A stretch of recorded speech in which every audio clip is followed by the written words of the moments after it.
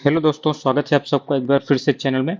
दोस्तों, इस वीडियो में हम अब ज्योग्राफी को है जो कि कवर करने वाले हैं। और ये हम पहले भारत का ज्योग्राफी देखेंगे, यानी भारत का भूगोल देखेंगे। इसके बाद विश्व की भूगोल भी हम देख लेंगे, जो आपके इंपॉर्टेंट चीज़ें आपके एग्जाम के लिए होंगी। देखिए, भूगोल से काफ़ी ज़्यादा फैक्ट्स भी आते हैं, तो आप इन्हें अच्छे से तैयार कर लेंगे तो आपके एग्जाम के लिए काफ़ी ज़्यादा ये बेनिफिशियली रहने वाला है। तो यहाँ पर देखिए, हम भूगोल शुरू करने वाले हैं। पहले हम भारत का भूगोल स्टार्ट करेंगे, ठीक है। तो बाकी आपको देखिए इसी चैनल पर ही आपको पॉलिटी का जो है वीडियो मिल जाएगी रिवीजन की। इसके अलावा एंशियंट हिस्ट्री की भी मिल जाएगी, मिडवल हिस्ट्री की आपको मिल जाएगी, और मॉडर्न हिस्ट्री की भी मिल जाएगी। और साथ ही आपको वर्ल्ड हिस्ट्री की भी रिवीजन वीडियो मिल जाएगी। तो आप उन्हें देख लेंगे तो आपके एग्जाम के लिए काफ़ी ज़्यादा वो फायदेमंद हो जाएंगे, ठीक है। अब देखिए, हम यहाँ पर स्टार्ट कर रहे हैं भारत के भूगोल को। बाकी आपको कोई भी कंफ्यूजन हो तो आप कमेंट बॉक्स में बता सकते हैं, और चैनल को भी सब जरूर सब्सक्राइब कर लीजिएगा, सपोर्ट करिए। यहाँ पर देखिए भारत का भूगोल, सबसे पहले देखिए भारत का सामान्य परिचय देखते हैं। तो भारत देखिए विश्व में सातवां सबसे बड़ा देश है। पहला रूस है, फिर कनाडा, फिर चीन, फिर यूएसए, ब्राजील, ऑस्ट्रेलिया, इनके बाद भारत आता है। ये चीज़ आपको ध्यान देना है, ठीक है। आपसे यहाँ पर पूछ लेता है आरोही क्रम में बताइए या अवरोही क्रम में, ठीक है। ये चीज़ आपको ध्यान देना है। अब भारत जो है विश्व में कुल स्थल का 2.4%, ये भी ध्यान दीजिएगा। जनसंख्या के आधार पर देखिए वर्तमान में पहले नंबर पर आ गया है, ये चीज़ भी आपको ध्यान देना है। अब कुल जनसंख्या का कितना है, तो 17.5% के आसपास है, ये चीज़ भी आपको ध्यान देना है। भारत के देखिए दूरस्थ बिंदु देख लेते हैं कि भारत है जैसे, तो इसके देखिए उत्तर में आपका इंदिरा कोल पाया जाता है जो कि लद्दाख में पड़ता है। दक्षिण में आपका इंदिरा पॉइंट पाया जाता है, ये चीज़ आपको ऊपर देखिए कॉल लगेगी, नीचे पॉइंट है, ये चीज़ आपको ध्यान देना है। याद करने की ट्रिक है, आप चाहे जैसे याद करिए।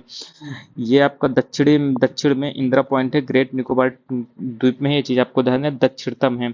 बाकी अगर नॉर्मल भारत के स्थलीय सीमा की यदि पूछेगा तो कन्याकुमारी में पड़ता है, ये चीज़ आपको ध्यान देना है। पूर्व में आपका किबुथु पड़ता है जो कि अरुणाचल प्रदेश में। पश्चिम में गुहर माता है, गौर माता भी कहते हैं, ये आपका गुजरात में है। इसके बाद देखिए भारत की अवस्थिति कहाँ है, तो ये बड़े सिंपल है, ये आपका एशिया में है। और ये गोलार्ध में आपको, जैसे ये गोलार्ध है, ये आपका देखिए भूमध्य रेखा हो जाती है। तो यहाँ पर इसे में कहाँ आता है, तो उत्तरी गोलार्ध में आता है, ये चीज़ आपको ध्यान देना है अक्षांश के अनुसार, ठीक है। क्षेत्रफल कितना है, 32,87,263 वर्ग किलोमीटर स्क्वायर, ये चीज़ भी ध्यान देना है। और आकृति कैसी है, चतुष्कोणीय है, ये चीज़ भी आपको ध्यान देना है। और देखिए देशांतर के आधार पर देखें तो पूर्वी गोलार्ध में पड़ता है। देखिए ये जो ऐसी रेखाएं हैं, ये चीज ध्यान देना है, ये जो है ये आपकी अक्षांश रेखाएं, और ऐसी जो रेखाएं हैं ये आपकी देशांतर रेखाएं, ये चीज आपको ध्यान देना है। भारत की सीमा रेखा की बात करूं, देखिए स्थलीय सीमा है कितनी, 15,200 किलोमीटर, और समुद्री तट रेखा है 7,516 किलोमीटर। और सबसे बड़ी समुद्री तट रेखा किसकी है, तो गुजरात की है, ये चीज भी आपको ध्यान देना है। अब यहाँ पर देखिए अक्षांशीय विस्तार की बात करें तो कितना है, देखिए 37 डिग्री 6 मिनट उत्तरी अक्षांश से लेकर 8 डिग्री 4 मिनट उत्तरी अक्षांश तक है। इसके अलावा देशांतरीय विस्तार की बात करें तो 68 डिग्री 7 मिनट पूर्वी देशांतर से लेकर 97 डिग्री 25 मिनट पूर्वी देशांतर तक है, ये चीज ध्यान दीजिएगा। भारत देखिए उत्तर दक्षिण विस्तार जो है, यानी उत्तर से दक्षिण में विस्तार कितना है, तो 32 से 14 किलोमीटर है। और पूर्व से पश्चिम की बात करें तो कितना है, तो 2933 किलोमीटर है, ये चीज आपको ध्यान देना है। अब देखिए कर्क रेखा की बात कर लेते हैं, ट्रॉपिक ऑफ कैंसर की। तो ये 23 डिग्री 30 मिनट उत्तरी अक्षांश रेखा, जिसे हम कर्क रेखा कहते हैं, ये कहाँ से गुजरती है, तो भारत के लगभग आधे भाग से गुजरती है। यानी ये भारत को दो भागों में लगभग विभाजित करती है। और ये कहाँ कहाँ से गुजरती है, ये चीज़ बहुत ही इंपॉर्टेंट है। ये 8 राज्यों से गुजरती है, किससे, गुजरात, राजस्थान, मध्य प्रदेश, छत्तीसगढ़, झारखंड, पश्चिम बंगाल, त्रिपुरा और मिजोरम। ये आप याद कर लीजिएगा, ठीक है। आपके पास मैप हो तो मैप से जरूर याद कीजिएगा, काफी ज्यादा फायदा होगा उससे, आपको चीजें आपकी देखिए दिमाग में आ जाएंगी। भारत की देखिए मानक समय रेखा कौन सी है, तो 82 डिग्री 30 मिनट पूर्वी देशांतर रेखा है, ध्यान दीजिएगा। ये आपको देखिए जीएमटी से 5 घंटा 30 मिनट आगे है, ठीक है, ग्रीनविच मीन टाइम, ये चीज आप ध्यान दीजिएगा। और ये भारत के 5 राज्यों से गुजरती है, कहाँ से गुजरती है, उत्तर प्रदेश से गुजरती है, मध्य प्रदेश से, छत्तीसगढ़ से, उड़ीसा से और आंध्रा से। मोस्ट इंपॉर्टेंट है उत्तर प्रदेश, मध्य प्रदेश, छत्तीसगढ़, उड़ीसा और आंध्र प्रदेश। और ये निकलती कहाँ से, तो उत्तर प्रदेश के देखिए मिर्जापुर से गुजरती है, ये चीज़ भी आपको ध्यान देना है, जो आपकी भारत की मानक समय रेखा है।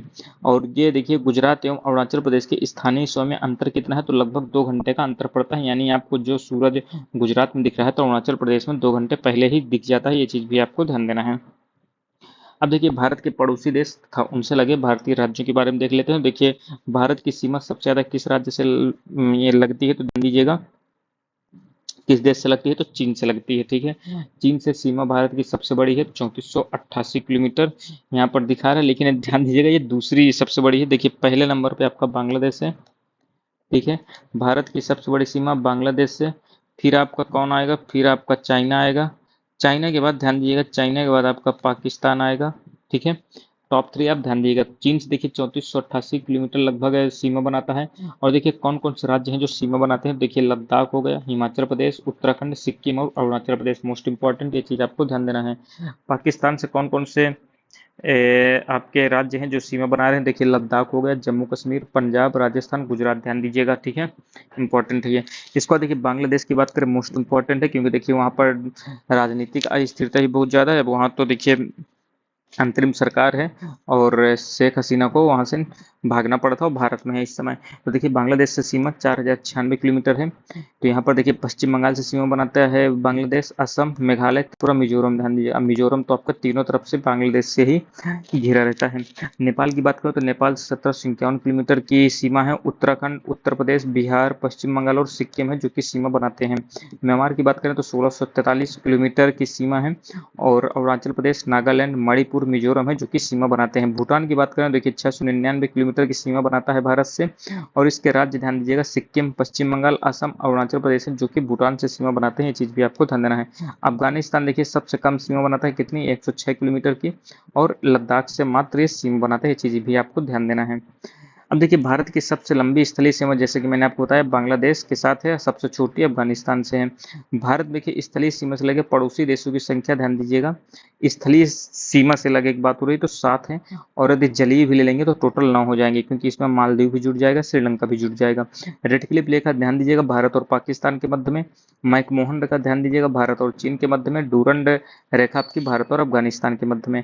दक्षिण में देखिए समुद्र पार भारत के 2 पड़ोसी देश है, श्रीलंका और मालदीव। ध्यान दीजिएगा, अब भारत और श्रीलंका के मध्य में ही आपकी मन्नार की खाड़ी और बंगाल की खाड़ी के मध्य स्थित है। कौन? तो पाक जल स्टेट, यानी आपकी पाक जल संधि है। ठीक है, पाक स्टेट, ये चीज भी आपको ध्यान देना है। अब देखिए भारत का भौतिक स्वरूप की बात करें, यहाँ पर एक सेकंड। भारत के भौतिक स्वरूप की बात करें, देखिए भारत के भौतिक स्वरूप को विभाजन कितने भागों में? लगभग 6 भागों में। देखिए पहला आपका विभाजन किसमें है? तो उत्तर एवं उत्तर पूर्व का पर्वतीय क्षेत्र। फिर आज के उत्तरीय मैदान आ जाते हैं, जहाँ पर गंगा वगैरह, गंगा यमुना मैदान, गंगा यमुना का मैदान पाया जाता है। प्रायद्वीपीय भारत हो गया आपका। इसके बाद देखिए भारतीय मरुस्थल आते हैं, गुजरात राजस्थान का क्षेत्र। इसके बाद तटीय मैदान आ जाते हैं, जहाँ पर तटीय सीमा है। और ये छठवां आपका द्वीप समूह है। उत्तर और उत्तर पूर्व का ये आपका पर्वतीय यानी हिमालय का एरिया है। अब आप देख सकते हैं ये भारत का पर्वतीय क्षेत्र, ध्यान दीजिएगा, मोस्ट इंपॉर्टेंट है ये। ठीक है, भारत के पर्वतीय क्षेत्र में देखिए सबसे ऊपर आता है आपका काराकोरम। इसके बाद लद्दाख, फिर आपका जास्कर, फिर आपका क्या आता है?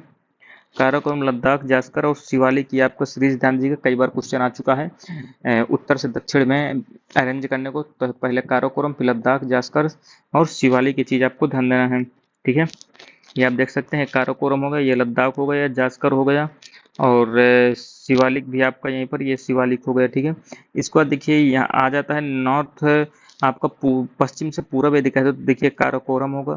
फिर आपका कैलाश श्रेणी आएगा, फिर कैलाश श्रेणी। और इसके बाद अभी नीचे इस तरफ बने दिए, इसे भी हम आगे देख लेंगे भी। ठीक है, इसको देखिए काराकोरम के बाद यदि पर्वतों को भी देख ले तो सबसे ऊपर आपका केटू है, फिर देखिए नंगा पर्वत है। नंगा पर्वत के बाद आप देखेंगे तो और कौन सा पर्वत आ जाता है? और यहाँ पर इम्पोर्टेंट पर्वत तो है नहीं है। इसके अलावा देखिए सिंधु नदी हो गई, झेलम नदी हो गई, चेनाब हो गई, रावी हो गई। ये चीज भी आपको ध्यान देना है। एक सेकंड, ये मैं थोड़ा सा इन्हें भी दिखा दूं आपको, इनको भी आप देख लीजिएगा, इंपॉर्टेंट है, आप इन्हें एक बार रिवीजन जरूर कर लीजिएगा। तो अब देखिए ये आपकी यहाँ से सिंधु नदी निकल रही थी, ये देखिए सिंधु नदी ऐसे आ रही है। ठीक, सिंधु नदी जा रही है ये। सिंधु नदी में आपकी कौन मिलती है? तो देखिए यहाँ पर आप देखेंगे सिंधु नदी से मिलती है आपकी सतलज नदी। ये सतलज नदी आ रही है, देखिए ये सतलज नदी मिल रही है। और सतलज नदी में कौन सी नदी मिल रही है? तो ये भी ध्यान दीजिएगा, सतलज नदी से आपकी कौन सी मिलती है? ब्यास नदी जो है ये, देखिए आप इस मिल रही है। और सतलज नदी से मिलती है व्यास नदी, और व्यास नदी में आपकी रावी नदी मिलती है। और रावी नदी में आपकी देखिए चेनाब नदी मिल रही है, चीज भी ध्यान देना। और झेलम नदी में इसी में मिल जाती है, ये चीज आपको ध्यान देना है। ठीक है। यहाँ पर देखिए आपका जो जिला पास है, यहाँ पर देखिए पीर पंजाल पड़ता है, ये व्यास नदी है आपकी निकलती है, इसका देखिए सिप किला पड़ता है। यहाँ पर आप देखेंगे शिवालिक श्रेणियाँ हैं, यहाँ पर ब्यास नदी हो गई, जास्कर हो गई श्रेणी, लद्दाख श्रेणी हो गई। ऊपर देखिए हिंदू उसकी पहाड़ियाँ पड़ती हैं, इसके बाद देखिए पामीर की घाट के ऊपर पड़ती है। इसके बाद ये आपकी देखिए कुनलुन श्रेणी है, ये कैलाश श्रेणी है। ठीक है, यहाँ से देखिए सांगपो नदी वही ब्रह्मपुत्र नदी है जो आपकी तिब्बत से निकलती है, ये चीज भी आपको ध्यान देना है। और आपके लिए क्या महत्वपूर्ण है आगे हम देख रहे हैं। तो देखिए भारत के उत्तरी सीमा पर स्थित हिमालय की देखिए पर्वत श्रेणी की बात कर लेते हैं, तो भारत के उत्तरी सीमा पर स्थित है ये। ठीक है, ये नवीन वलित पर्वत है, ध्यान दीजिएगा। सिंधु से ब्रह्मपुत्र तक ये फैला हुआ है, ब्रह्मपुत्र नदी तक। विश्व की सबसे ऊंची पर्वत श्रेणी है। ये लंबाई कितनी है, तो लंबाई लगभग देखिए 2400 किलोमीटर के आसपास है। चौड़ाई की बात करें, देखिए चौड़ाई कश्मीर के आसपास तो 400 किलोमीटर है, अरुणाचल प्रदेश में घटकर 150 किलोमीटर के आसपास की रह जाती है। अब देखिए हिमालय का उत्तर दक्षिण विभाजन की बात करें तो हिमालय लगभग सामान्यतः 4 भागों में विभाजित है। ट्रांस हिमालय, महान हिमालय जिसे हम ग्रेटर हिमालय भी कहते हैं, निम्न हिमालय लोअर हिमालय या हिमाचल हिमालय कहते हैं, बाह्य शिवालिक हिमालय इसे कहते हैं। अब देखिए ट्रांस या इसे हम तिब्बत हिमालय भी कहते हैं, तो ध्यान दीजिएगा ये हिमालय की सबसे प्राचीन श्रेणी है, ये चीज भी ध्यान दीजिएगा। इसका विस्तार देखिए पश्चिम से पूर्व में लगभग 1000 किलोमीटर है, चौड़ाई इसकी 40 किलोमीटर है। सिंधु नदी का उद्गम यहीं पर होता है कैलाश के उत्तरी ढाल से। अब विश्व की दूसरी तथा भारत की सबसे ऊंची चोटी केटू गाड़वी आस्टीन यहीं पर उपस्थित है। कहाँ उपस्थित है, ट्रांस हिमालय में। ये चीज आपको ध्यान देना है, ट्रांस हिमालय का ही भाग है क्या, केटू गाड़वीन आस्टीन, ये चीज भी आपको ध्यान देना है। अब देखिए पर्वत श्रेणी जो ट्रांस हिमालय में स्थित है, मोस्ट इंपॉर्टेंट, कई बार एग्जाम में आता है, तो काराकोरम, लद्दाख, जास्कर, ये तीनों के तीनों ट्रांस हिमालय का ही भाग है, ये चीज आपको ध्यान देना है। ठीक है, अब आगे बात करें तो यहाँ पर देखिए महान हिमालय की बात कर लेते हैं। तो महान हिमालय या इसे हम ग्रेटर हिमालय भी कहते हैं, तो देखिए सबसे अधिक सतत श्रृंखला है। ठीक है, यानी ये कंटिन्यूअस श्रृंखला है और इसकी देखिए प्रमुख चोटियां मोस्ट इंपॉर्टेंट है। देखिए काराकोरम, लद्दाख, जास्कर, ये ट्रांस हिमालय की श्रेणियां हैं और ग्रेटर हिमालय की माउंट एवरेस्ट है, ये चीज ध्यान दीजिएगा। नेपाल में स्थित है, विश्व की सर्वोच्च चोटी है, 8848.86 मीटर है। कंचनजंगा दूसरी है जो 8598 मीटर है। कंचनजंगा कहाँ है, सिक्किम में है। ठीक है, देखिए क्रोड इसका कहे से बना है, तो ग्रेनाइट से निर्मित है और औसत ऊंचाई कितनी है, तो देख सकते हैं 6000 किलोमीटर है, ऊंचाई की बात हो रही है। विस्तार की बात करें, देखिए लेंथ इसकी 2400 किलोमीटर है और चौड़ाई 2525 किलोमीटर है। ठीक है, चौड़ाई इसकी 25 किलोमीटर है मात्र। इसको देखिए आपका लघु हिमालय आता है या मध्य हिमालय, मिडिल हिमालय भी कहते हैं या इसे लोअर हिमालय भी कहते हैं। ये इसका निर्माण कैसे होता है, तो अत्यधिक संपीड़ित एवं परिवर्तित शैलों से होता है। ऊंचाई इसकी देखिए 3700 से 4500 मीटर है और औसत चौड़ाई ध्यान दीजिएगा ये 50 किलोमीटर है। ठीक है, चौड़ाई की बात हो रही है। अब देखिए प्रमुख पर्वत श्रृंखलाएं ध्यान दीजिएगा, मिडिल हिमालय में कौन कौन सी आती है, तो पीर पंजाल इसी का भाग है, धौलाधर इसी का भाग है और महाभारत इसी का भाग है, ध्यान दीजिएगा, इंपॉर्टेंट है। काराकोरम, लद्दाख, जास्कर, ये तीनों के तीनों आपके ट्रांस हिमालय का भाग है और आपका माउंट एवरेस्ट और आपकी कंचनजंगा ये दोनों आपके ग्रेटर हिमालय के भाग हैं और केटू गाड़वीन आस्टीन भी आपके ट्रांस हिमालय का भाग है, ये चीज भी आपको ध्यान देना है। इसको देखिए पहाड़ी नगरों के लिए प्रसिद्ध है कौन, तो लघु हिमालय। यहीं पर देखिए जितनी भी घाटियां हैं यहीं पर आती हैं लघु हिमालय में, जैसे कश्मीर घाटी हो गई, कुल्लू घाटी हो गई जो हिमाचल प्रदेश में है और कांगड़ा घाटी जो हिमाचल प्रदेश में, ये भी यहीं स्थित है। ठीक है, ये चीज आपको ध्यान देना है। अब देखिए इंपॉर्टेंट है बाह्य या शिवालिक हिमालय की बात कर लेते हैं। इसका निर्माण देखिए नदियों द्वारा लाए गए अवसाद से होता है, जो सेडिमेंट लेके आती है नदियां। ठीक है, इसकी ऊंचाई 900 से 1100 मीटर है, चौड़ाई इसकी 10 से 50 किलोमीटर के आसपास है। हिमालय की सबसे बाह्य श्रृंखला है ये। यहाँ पर देखिए दून आते हैं, जैसे आप देहरादून सुनते हैं तो दून इसी एरिया में आते हैं। लघु हिमालय एवं शिवालिक हिमालय के मध्य में लंबौत घाटी है जिसे हम दून कहते हैं। प्रसिद्ध दून कौन है, देखिए देहरादून, कोटली दून, पाटली दून। इसका निर्माण मैंने आपको बताया कि नदियों के द्वारा लाए गए सेडिमेंट से होता है। ठीक है, अब देखिए पूर्वी हिमालय की बात कर लेते हैं, देखिए मोस्ट इंपॉर्टेंट ये भी ध्यान दीजिएगा। पूर्वी हिमालय में देखिए ये आपसे पूछ लेता है, यहाँ पर देखिए श्रेणियां आपकी कौन कौन सी हैं, तो देखिए ये कंचनजंगा आपकी यहाँ हो गई, मकालू पड़ती है, एवरेस्ट ध्यान दीजिएगा। तो यहाँ पर देखिए पश्चिम से पूर्व कह देगा तो एवरेस्ट पहले, फिर मकालू, फिर कंचनजंगा, ध्यान दीजिएगा, इंपॉर्टेंट है। इसको देखिए नमचा भरवा आपका यहाँ पर जाता है, ध्यान दीजिएगा, ये भी इंपॉर्टेंट है। ये देखिए जलपला आपके पड़ता है यहाँ पर। ठीक है, अब देखिए यहाँ पर पूछ लेता है, ये मेघालय में है, मेघालय में आपकी गारो खासी जयंतियाँ, गारो खासी जयंतियाँ हो गई। ठीक है, अब देखिए डापला श्रेणी और बोमडीला ये कहाँ है, ये आपके असम में, असम और अरुणाचल प्रदेश के आसपास पड़ती है। और दिहांग घाट ये आपके यहाँ पड़ रही है, लोहित नदी आती है, ये आपकी आती है, ये ब्रह्मपुत्र नदी की ही सहायक नदी है। इसके बाद ये ध्यान दीजिएगा इनके उत्तर से दक्षिण ध्यान दीजिएगा, पटकाई बूम पहले, फिर नागा श्रेणी, फिर आपकी मिजो श्रेणी, ध्यान दीजिएगा, इंपॉर्टेंट है। पटकाई बूम, नागा श्रेणी, मिजो भूमि, ध्यान दीजिएगा, पटकाई, नागा, मिजो। और आपके लिए क्या यहाँ पर महत्वपूर्ण, देखिए दर्रे मैंने बता दिए, शिखर देख लिए, पर्वत श्रेणियाँ देख ली, ठीक है, इतना ही इंपॉर्टेंट है, बाकी चीजें भी हम देख लेंगे आगे जब आएंगी। यहाँ देखिए ये आपकी तीस्ता नदी आ रही है, ठीक है, ये आपकी देखिए कोसी नदी आ रही है, यहाँ से गंडक नदी है जो गंगा नदी में मिल जाती है, कोसी नदी भी गंगा नदी में मिल जाती है। आप देखेंगे ये गंगा नदी आती है, ये यहाँ से ये ऐसे यहाँ पर मिल जाती है, किससे मिलती है, तो यहाँ पर देखेंगे ब्रह्मपुत्र नदी आती है, यहाँ पर मिल जाती हैं दोनों, ठीक है। और यहाँ पर देख सकते हैं ये निर्माण करती हैं, किसका निर्माण करती हैं, तो आप ये कमेंट बॉक्स में बताइए किसका निर्माण करती हैं, ये मैं कई बार बता चुका हूँ आपको। हिमालय का प्रादेशिक विभाजन देख लेते हैं, मोस्ट इंपॉर्टेंट है भी, ठीक है, ये चीज ध्यान दीजिएगा।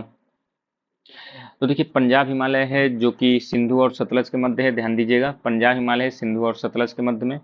कुमाऊं हिमालय है सतलज और काली के मध्य में।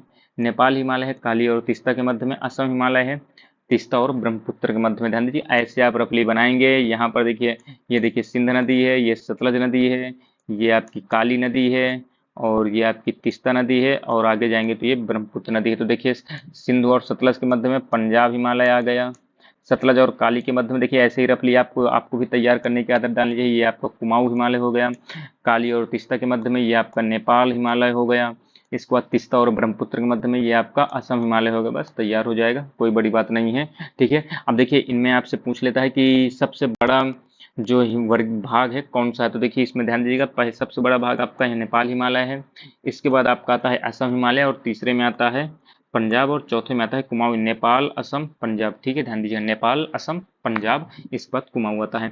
अब देखिए भारत की प्रमुख घाटियां देख लेते हैं, मोस्ट इंपॉर्टेंट है। तो देखिए नुब्रा और मरखा की घाटी कहाँ है, तो लद्दाख में। अब देखिए हिमाचल प्रदेश में आपकी बहुत ही इंपॉर्टेंट है, कुल्लू घाटी, कांगड़ा घाटी, चंबा, सांगला, लाहौल स्पीति, पिनवाली, जितने भी घूमने वाली जगह हैं ये आपकी यहीं आती है हिमाचल प्रदेश में। इसके बाद देखिए नलांग और फूलों की घाटी किसे कहते हैं, तो उत्तराखंड को कहते हैं। यूथांग आपके कहाँ है, तो सिक्किम में। नेवरा पश्चिम बंगाल दार्जिलिंग में पड़ता है। इसको देखिए शांत घाटी केरल में पड़ती है, जिसे हम साइलेंट वैली भी कहते हैं। जुकू आपका देखिए, जुकू घाटी नागालैंड में है। चुम्बी ध्यान दीजिएगा, इंपॉर्टेंट है, ये सिक्किम में है। भारत भूटान और चीन का मिलन बिंदु है ये चुम्बी। बराक घाटी असम में है। आराकू कहाँ है, तो विशाखापत्तनम में है। अब देखिए भारत के प्रमुख हिमनद देख लेते हैं, तो देखिए हिमाचल प्रदेश में 3 पाए जाते हैं, बड़ा सिगरी, छोटी सिगरी, सोना पानी। तो देखिए जहाँ लोग घूमने जाएंगे वहाँ सिगरेट पियेंगे तो आप इससे भी याद कर सकते हैं, और सोन पापड़ी खाएंगे तो बड़ा सिगरी, छोटा सिगरी और सोना पानी, ये आपके हिमाचल प्रदेश में पड़ते हैं। इसके बाद देखिए उत्तराखंड में गंगोत्री, यमुनोत्री, मिलाम, पिंडारी। तो देखिए वहाँ वहीं से आपके ये नदियाँ भी निकलती हैं, गंगोत्री, यमुनोत्री, मिलाम, पिंडारी। इसको देखिए लद्दाख में आपके सियाचिन पड़ता है, जो कि भारत का सबसे बड़ा हिमनद है। ये चीज आपको ध्यान देना है, सियाचिन है आपका सबसे बड़ा,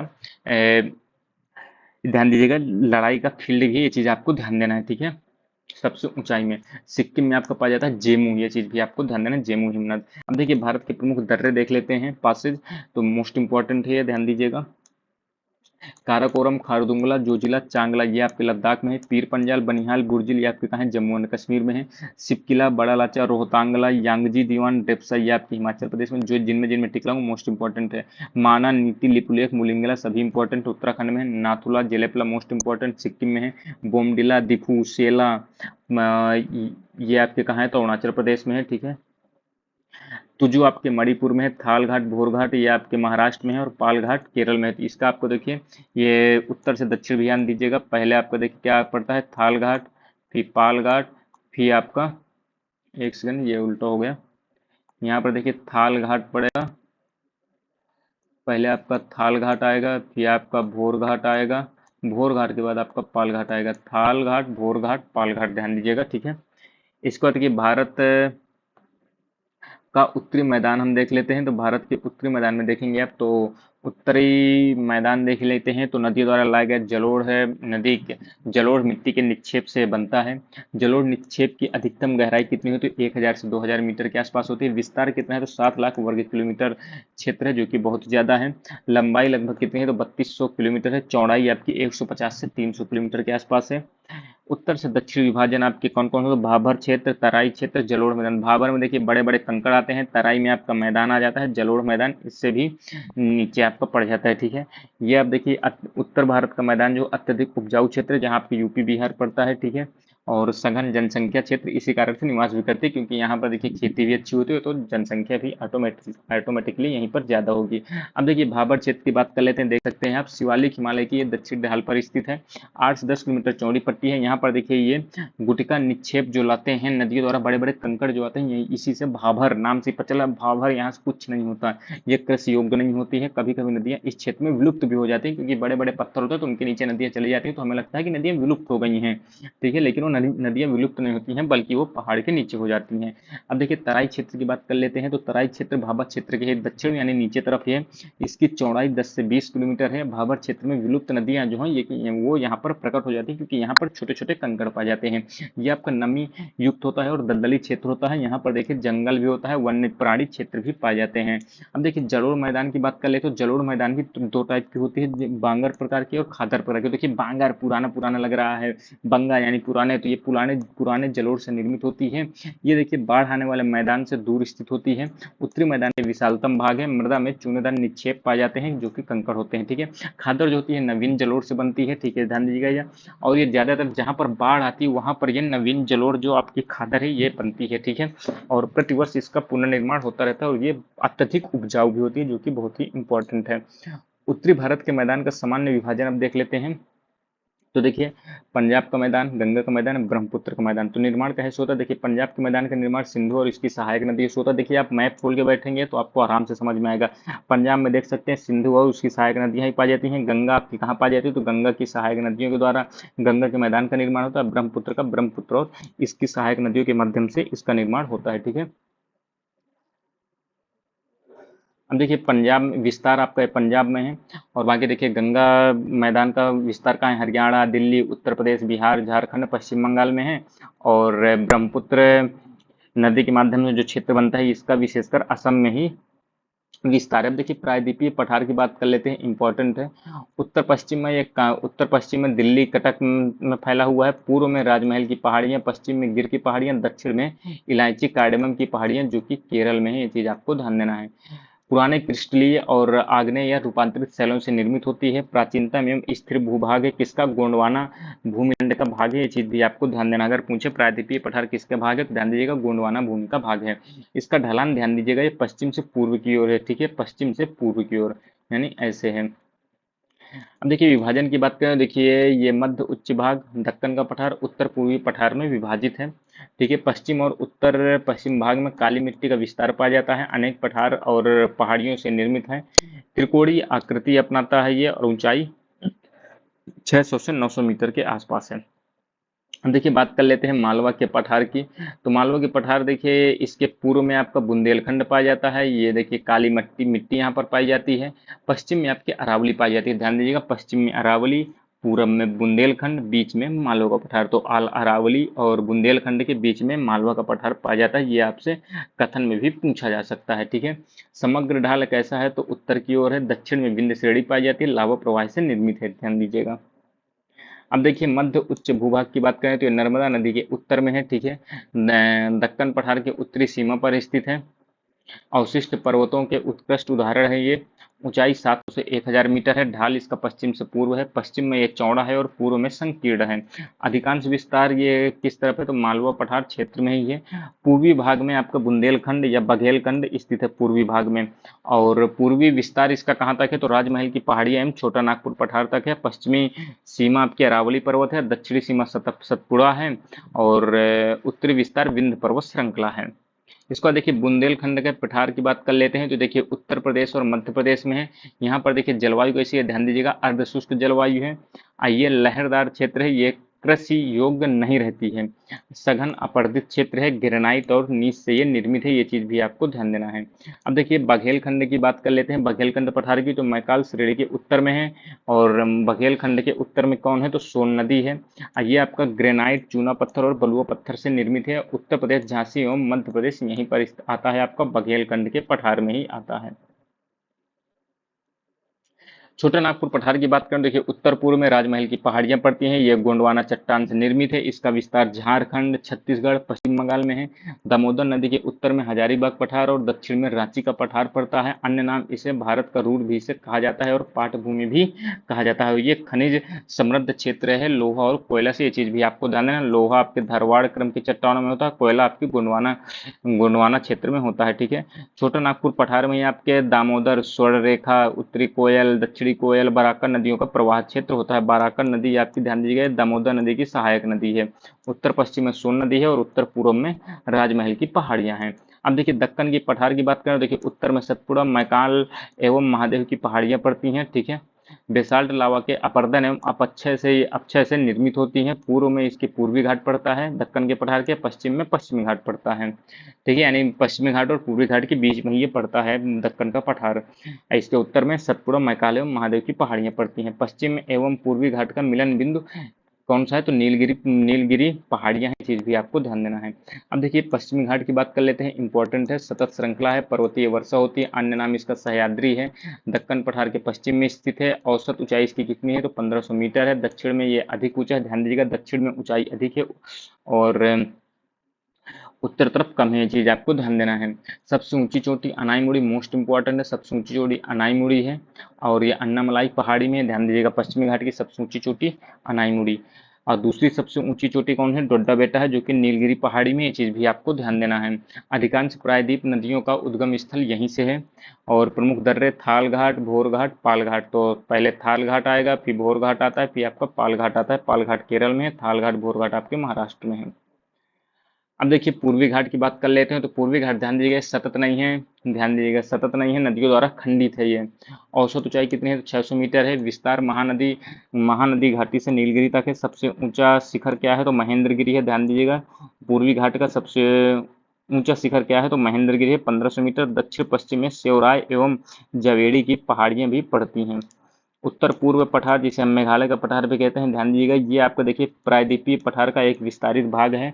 यहाँ पर देखिए कोयला, लोहा, चूना पत्थर आदि खनिजों का भंडार है। इसका अन्य नाम ध्यान दीजिएगा कार्बी एंगलोंग का पठार या उत्तरी कचार पहाड़ी भी इसे कहते हैं। पश्चिम बंगाल के मालदा गैप, जहाँ पे आपके राजमहल एवं मेघालय पठारों के बीच में है, ये इसी के कारण से अलग होता है। मालदा गैप के कारण आपका ये अलग हो जाता है। ठीक है। गारो खासी जयंतिया पहाड़ियां आपकी मेघालय में ही पड़ती हैं। अब ये अपर्दित क्षेत्र है ये और अधिकतम वर्षा दक्षिण पश्चिम मानसून के द्वारा होता है। ये चीज भी आपको ध्यान देना है।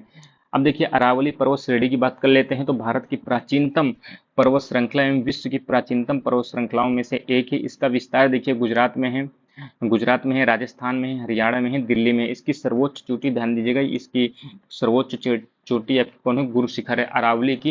अरावली की सर्वोच्च चोटी कौन है, गुरु शिखर है, जो कि 1722 मीटर है और ये एक प्रकार का अवशिष्ट पर्वत है, यानी आपका रेसिडुअल प्रकार का ये पर्वत है। ये चीज भी आपको ध्यान देना है। अब देखिए सतपुड़ा श्रेणी की बात कर लेते हैं। तो सतपुड़ा के उत्तर में नर्मदा नदी है। सर्वोच्च चोटी ध्यान दीजिएगा इसकी धूपगढ़ है, जो कि मध्य प्रदेश में, मोस्ट इंपोर्टेंट है, पंचमढ़ी में है। इसका विस्तार मध्य प्रदेश और महाराष्ट्र में है और इसके दक्षिण में ताप्ती नदी है। तो देखिए सतपुड़ा के उत्तर में नर्मदा नदी है, दक्षिण में ताप्ती नदी। नर्मदा और ताप्ती के मध्य क्या है, सतपुड़ा है। ये चीज आपको ध्यान देना है। इसकी सर्वोच्च चोटी धूपगढ़ है, जो कि कहाँ स्थित है, ध्यान दीजिएगा ये आपकी पंचमढ़ी मध्य प्रदेश में स्थित है। अब देखिए नीलगिरी पहाड़ियों की बात कर ले तो पश्चिमी घाट एवं पूर्वी घाट का मिलन बिंदु है। इसका देखिए सर्वोच्च चोटी कौन है, डोड्डा बेटा है, जो कि तमिलनाडु में है। इसका विस्तार तमिलनाडु, केरल और कर्नाटक में है। ये चीज भी आपको ध्यान देना है। अब देखिए भारतीय मरुस्थल की बात कर ले, ध्यान दीजिएगा भारत का मरुस्थल जो है क्वेश्चन आ सकता है कथन में। ये मेसोजोइक युग में समुद्र का हिस्सा था। ये अरावली पहाड़ी के उत्तर पश्चिम में स्थित है। ये रेतीले टीले और बरखान यहाँ पर पाए जाते हैं, टीले पाए जाते हैं। 150 मिलीमीटर से भी कम वर्षा होती है। यहाँ पर शुष्क जलवायु पाई जाती है। यहाँ पर बहुत कम वनस्पति होती हैं। अत्यधिक वाष्पीकरण होता है। नदियाँ अल्पकालिक तथा कुछ नदियाँ मरुस्थल में लुप्त हो जाती, जैसे कि लूनी नदी, सबसे बड़ी नदी यहाँ पर लूनी ही है। ढाल के आधार पर विभाजन की बात करें, देखिए सिंध की ओर ढाल उत्तरी भाग और दक्षिणी भाग, कच्छ के रण की ओर ढाल दो भागों में विभाजित किया गया है। ठीक है। देखिए कच्छ और काठियावाड़ तट आपका पड़ता है, विभाजन की बात कर रहे हैं हम ये। ठीक है। इसका देखिए ये आपका कच्छ एवं काठियावाड़, ध्यान दीजिएगा ये कहाँ है, तो ये गुजरात में पड़ता है। अब देखिए तटीय भागों की बात हो रही है, ठीक है, तटीय मैदान आपका आ गया। तो तटीय मैदान में देखिए पहले आपका पश्चिमी तटीय मैदान है, फिर आपका पूर्वी तटीय मैदान है। तो पश्चिमी तटीय मैदान की बात करें तो ये 4 भागों में है। कच्छ एवं काठियावाड़ तट ये गुजरात में है, कोंकण तट महाराष्ट्र में है, गोवा तट तो गोवा में ही, मालाबार तट केरल में है। ध्यान दीजिएगा ये देखिए संकीर्ण पट्टी है, इसकी विस्तार गुजरात से केरल तक है। पत्तन एवं बंदरगाहों के विकास के लिए अनुकूल है ये। और इसके अलावा देखिए मध्य में संकीर्ण और उत्तर व दक्षिण में ये चौड़ा है। यहाँ की नदियाँ देखिए डेल्टा का निर्माण नहीं करती, मोस्ट इंपॉर्टेंट यहाँ की नदियाँ किसका निर्माण करती हैं, तो एस्चुरी का निर्माण करती हैं। ये चीज़ आपको ध्यान देना है, डेल्टा नहीं बनाती हैं। मैंने आपसे भी पीछे क्वेश्चन एक पूछा था कि गंगा और ब्रह्मपुत्र जब मिलती हैं तो कह का निर्माण करती हैं, तो ध्यान दीजिएगा डेल्टा का निर्माण करती हैं, ठीक है। अब देखिए पूर्वी तटीय मैदानों की बात कर लेते हैं। विभाजन इसका उत्तरी सरकार तट और कोरोमंडल तट में है। पश्चिमी तट की अपेक्षा यह अधिक चौड़ा है। यहाँ की नदियाँ जो है विशाल डेल्टा का निर्माण करती हैं। पत्तनों की संख्या यहाँ पर कम है, ये चीज़ आपको ध्यान देना है। अब देखिए भारतीय तट रेखा की बात कर लेते हैं। तो भारतीय तट रेखा विभाजन, ध्यान दीजिएगा विभाजन पश्चिमी तट और पूर्वी तट में है। ध्यान दीजिएगा इसका भारतीय तट रेखा की बात हो रही है। तट रेखा की कुल लंबाई 7516 किलोमीटर है। मुख्य भूमि की तट रेखा 5422 और द्वीपीय यानी जो आइसलैंड है, आइसलैंड तटरेखा कितनी है, 2094 किलोमीटर। सर्वाधिक लंबी तटरेखा गुजरात की है, चीज भी आपको ध्यान देना है। तट से लगे जो आपके केंद्र शासित प्रदेश हैं तो कौन कौन से हैं, दादर नागर हवेली और दमन द्वीप, इसके अलावा लक्षद्वीप, पुदुचेरी, अंडमान निकोबार द्वीप समूह है। सबसे छोटी तटरेखा किससे है, तो पुदुचेरी की है। राज्यों में गोवा की है। तट से लगे देखिए राज्यों की संख्या 9 है, मोस्ट इंपॉर्टेंट है। कौन कौन से हैं, गुजरात, महाराष्ट्र, गोवा, कर्नाटक, केरल, तमिलनाडु, आंध्र प्रदेश, उड़ीसा, पश्चिम बंगाल। अब देखिए यदि आप मैप फॉलो कर रहे होंगे तो आराम से इसे आपको रटने की जरूरत नहीं पड़ेगी, आपके दिमाग में इमेज बन जाती है, तो आप उससे आराम से इसे आंसर कर सकते हैं। अब देखिए द्वीप समूह की बात कर लेते हैं आइसलैंड की। तो यहाँ पर देखिए 2 द्वीप समूह हैं। एक तो आपका बंगाल की खाड़ी में स्थित द्वीप समूह है जो आपके अंडमान निकोबार है, दूसरा आपका लक्षद्वीप द्वीप समूह है, ठीक है। तो यहाँ पर देखिए लक्षद्वीप समूह की बात कर लेते हैं पहले। तो देखिए इसकी अवस्थिति केरल तट से 280 से 480 किलोमीटर अरब सागर की ओर है। इसका देखिए पूर्व नाम इंपॉर्टेंट, लक्षद्वीप, मिनिकॉय और अमीनी द्वीप। विभाजन अमीनी द्वीप सबसे उत्तर में, लक्षद्वीप मिनिकॉय सबसे दक्षिण में है। वर्तमान नाम लक्षद्वीप है। कब नाम पड़ते हैं, 1973 में पड़ा था। ये देखिए प्रवाल निक्षेप से निर्मित है, इंपॉर्टेंट ध्यान दीजिएगा। ये क्षेत्रफल 32 वर्ग किलोमीटर है। द्वीपों की संख्या यहाँ पर 36 है। राजधानी कवरती है, इंपॉर्टेंट है। सबसे बड़ा द्वीप ध्यान दीजिएगा ये एंडरॉट है।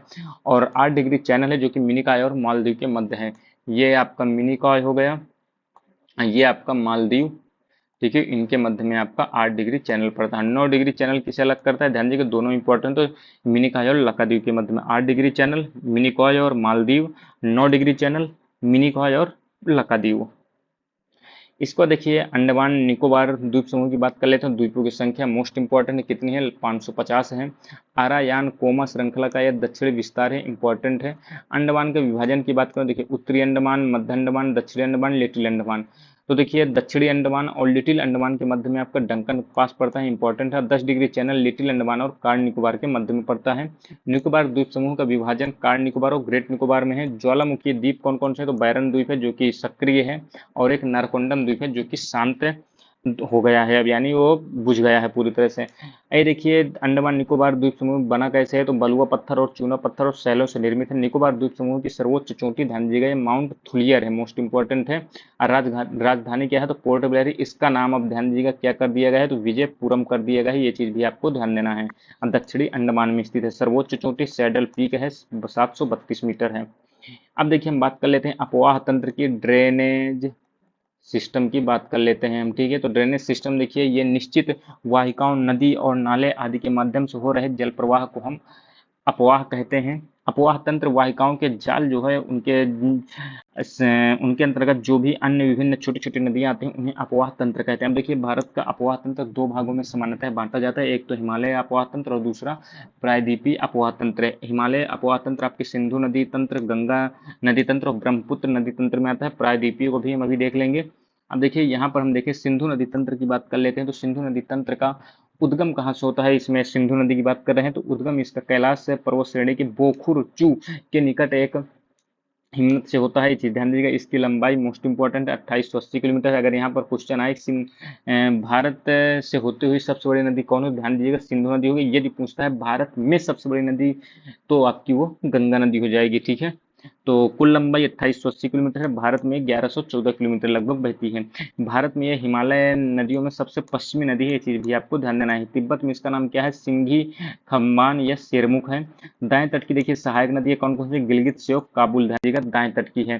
अब देखिए ये नदियां दाएं तट और बाएं तट कैसे देखते हैं? देखिए मान लीजिए गंगा रिवर रिवर है आपकी, यहाँ से इसका सोर्स होती है, यहाँ से जैसे नदी निकलेगी तो आपको यहीं पर खड़े हो जाना। आप यहाँ पे खड़े होंगे, देखिए आपका ये राइट हो जाएगा, ये लेफ्ट हो जाएगा। बस आपको ऐसे ध्यान देना है, जहां से नदी निकल रही है वहीं खड़े हो जाइए और जिस तरफ गिरती है उस तरफ मुंह कर लीजिए। आपका लेफ्ट साइड उसकी बाएं तरफ की नदियां होंगी जो जुड़ेंगी, और आपके दाएं तरफ वाली नदियां हैं जो कि जुड़ेंगी, तो वो दाएं तरफ की नदियां कहलाती हैं, ध्यान दीजिएगा।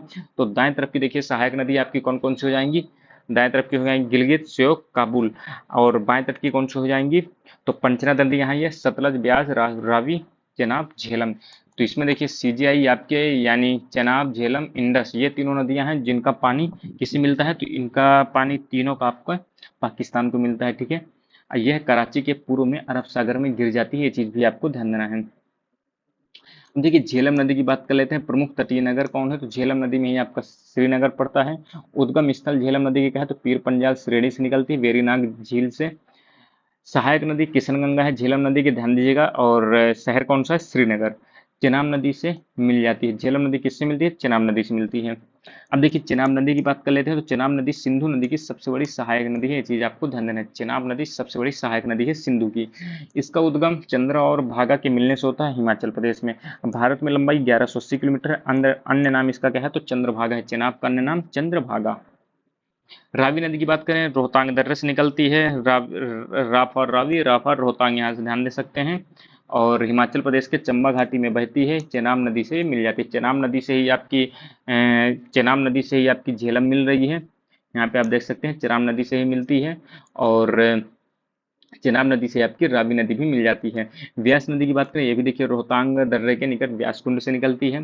कुल्लू घाटी से बहती है। हरिक्के के पास, हरिक्के बैराज के पास ये सतलज से मिल जाती है, ध्यान दीजिएगा। ये सतलज से मिलती है, सतलज चेनाब से मिलती है। अब देखिए सतलज नदी की बात कर लेते हैं। तो तिब्बत में इसका नाम क्या है? लांगचन खम्बाब है। ये निकलती कहाँ है सतलज? तो ये राक्षस ताल से निकलती है, मानसरोवर के पास से। पूर्ववर्ती नदी का उदाहरण है ये। और सिपकिला के पास से भारत में प्रवेश करती है, ये चीज भी आपको ध्यान देना है। अब देखिए गंगा नदी तंत्र की बात कर लेते हैं। सिंधु नदी तंत्र होगा, गंगा नदी तंत्र की बात कर लेते हैं। तो देखिए पूर्ववर्ती अपवाह का उदाहरण है। भारत में सबसे बड़े अपवाह तंत्र का ये निर्माण करती है। इसका उद्गम कहाँ से होता है? गंगोत्री हिमनद से होता है। कहाँ पर? उत्तराखंड में होता है, गोमुख से। प्रारंभ में इसका नाम भागीरथी है। भागीरथी और अलकनंदा जब मिल जाती हैं तो कहाँ पर मिलती हैं? देवप्रयाग में मिलती हैं। तो ये जहां पर मिलती हैं वहीं से गंगा नदी बन जाती है, देख सकते हैं देवप्रयाग में अलकनंदा मिलती है। हरिद्वार में मैदानी भाग में प्रवास प्रवेश करती है, ये चीज भी ध्यान दीजिएगा। मैदानी भाग में कहाँ से प्रवेश करती है? तो हरिद्वार से प्रवेश करती है। लंबाई ध्यान दीजिएगा, इसकी कुल लंबाई कितनी है? तो 25 मीटर है। ये भारत की सबसे लंबी नदी है। बाएं तट की देखिए सहायक नदियों की बात करें तो ये रामगंगा, गोमती, घाघरा, गंडक, कोसी, महानंदा है। और दाएं तट की नदियां आपकी यमुना और सोन नदी हैं। ये बंगाल की खाड़ी में गिरती है। अन्य नाम इसका पद्मा और मेघना कहलाता है। अब देखिए पंच प्रयाग देख लेते हैं, इंपॉर्टेंट है। विष्णु प्रयाग में देखिए अलकनंदा और धौलीगंगा मिलती है। नंद प्रयाग में अलकनंदा और नंदाकिनी, देखिए सब प्रयाग में आपकी अलकनंदा सेम रहेगी, ठीक है। नंद प्रयाग में अलकनंदा प्लस नंदाकिनी होगा। कड़ प्रयाग में अलकनंदा प्लस पिंडार हो जाएगा। और रुद्र प्रयाग में अलकनंदा प्लस मंदाकिनी। देव प्रयाग में अलकनंदा प्लस भागीरथी, ये चीज आपको ध्यान देना है। विष्णु प्रयाग है अलकनंदा और धौलीगंगा। नंद प्रयाग में नंदाकिनी मिल जाती है। कड़ प्रयाग में पिंडार मिलती है। रुद्र प्रयाग में मंदाकिनी मिलती है। देव प्रयाग में आपकी भागीरथी मिल जाती है। अब देखिए यमुना नदी की बात कर लेते हैं। इसका उद्गम कहाँ से होता है? तो यमुनेत्री हिमनद से होता है, बंदर श्रेणी से। दाएं तट की सहायक नदियां कौन सी हैं? चंबल, सिंध, बेतवा, केन नदी है। अब बाएं तट की सहायक नदी है हिंडन, रिंद, सेंगर और वरुणा नदी है। गंगा की सबसे पश्चिम एवं सबसे लंबी सहायक नदी है यमुना नदी, ये चीज आपको ध्यान देना। और ये गंगा से कहाँ मिलती है? ये मिलती है आपके इलाहाबाद के आसपास मिल जाती है, ठीक है। इलाहाबाद में संगम के क्षेत्र में ही मिलती है। अब देखिए चंबल नदी की बात करें तो चंबल नदी का उद्गम कहाँ से है? जाना पाव पहाड़ी से, विंध्य श्रेणी में है। ये खड्डों का निर्माण करती है, बड़े बड़े गड्ढों का, बीहड़ों का निर्माण करती है। और ये कहाँ पर है? तो इटावा और आगरा के आसपास निर्माण करती है। उत्तर प्रदेश के इटावा में, यमुना में ये मिल जाती है, ठीक है, विलीन हो जाती है उसमें। गंडक नदी की बात करें तो उद्गम स्थल इसका नेपाल हिमालय है। पटना के निकट सोनपुर में ये गंगा नदी से मिल जाती है। घाघरा नदी की बात करें देखिए ये उद्गम कहाँ से होता है? तो माप चाकचुंगो हिमनद से होता है। सहायक नदियाँ तिला, सेती, वेरी, शारदा है। अब बिहार के छपरा में है, गंगा नदी से मिल जाती है। अब देखिए कोसी नदी की बात करें तो इसे बिहार का शोक कहते हैं और मार्ग बदलने की ये प्रसिद्ध है, जिसके कारण से काफी ज्यादा बिहार में ये डिजास्टर करती है। बिहार के भागलपुर में गंगा नदी से मिल जाती है। रामगंगा की बात करें, रामगंगा नदी उत्तर प्रदेश के नजीबाबाद में मैदान में प्रवेश करती है, कन्नौज के निकट है, जहां पर ये गंगा से मिल जाती है। ये चीज आपको ध्यान देना है। दामोदर नदी की बात करें, इंपॉर्टेंट है ये, देखिए भ्रंश घाटी में बहती है। इसे बंगाल का शोक कहते हैं। जैसे कोसी नदी को हम बिहार का शोक कहते हैं, ऐसे बंगाल का शोक दामोदर नदी को कहते हैं। ये हुगली में मिल जाती है और इसकी सहायक नदी बराकर नदी है। ये चीज आप भी आपको ध्यान देना है। ये उद्गम कहाँ से होता है इसका? छोटा नागपुर के पठार से होता है। शारदा या सरयू नदी की बात करें तो ये देखिए भारत नेपाल सीमा पर बहती है। नेपाल में इसका नाम क्या है? तो गौरी गंगा है। इसका अन्य नाम क्या है? काली या चाइक नदी भी है। उद्गम स्थल मिलाम या हिमनदी है। इसी नदी के बगल में ही आपके अयोध्या शहर भी बसा हुआ है। ये चीज भी आपको ध्यान देना है। सोन नदी की बात करें तो अमरकंटक पहाड़ से निकलती है। अमरकंटक के उत्तरी किनारे पर जलप्रपातों का निर्माण करती है। गंगा के दाएं तट की ये सहायक नदी है। अब पटना के पश्चिम में आरा में ये गंगा से मिल जाती है। ये चीज भी आपको ध्यान देना है। महानंदा नदी की बात करें, देखिए दार्जिलिंग पहाड़ी से निकलती है, पश्चिम बंगाल में गंगा से मिल जाती है। ये चीज आपको ध्यान देना है। अब देखिए ब्रह्मपुत्र नदी तंत्र की बात कर लेते हैं, तो ब्रह्मपुत्र नदी तंत्र में उद्गम आपका कहाँ से है? तो चेम युंगडुम हिमनद कैलाश पर्वत श्रेणी की मानसरोवर झील के निकट से निकलती है। अपवाह तंत्र कहाँ कहाँ है? तो अरुणाचल भारत में है, अरुणाचल प्रदेश फिर असम। तो देखिए बाएं तट की सहायक नदियां इस कौन कौन सी है? तो दिबांग हो गई, लोहित हो गई, बूढ़ी दिहांग हो गई, धनसिरी इंपॉर्टेंट है। दाएं तट की सहायक नदी है सुबनसिरी, कामेंग, मानस, संकोच मोस्ट इंपॉर्टेंट है, ध्यान दीजिएगा। अन्य नाम इसके देखिए तिब्बत में इसे सामकोपो कहते हैं, अरुणाचल प्रदेश में दिहांग कहते हैं, असम में ब्रह्मपुत्र कहते हैं, बांग्लादेश में इसे जमुना कहते हैं। ये चीज आपको ध्यान देना है। ब्रह्मपुत्र नदी देख सकते हैं बांग्लादेश में पद्मा यानी गंगा से मिल जाती है। गंगा का नाम बांग्लादेश में जाते ही पद्मा नदी हो जाता है। गंगा एवं ब्रह्मपुत्र नदियां दोनों मिलकर सबसे बड़े डेल्टा सुंदरवन डेल्टा का निर्माण करते हैं। विश्व का सबसे बड़ा डेल्टा है ये।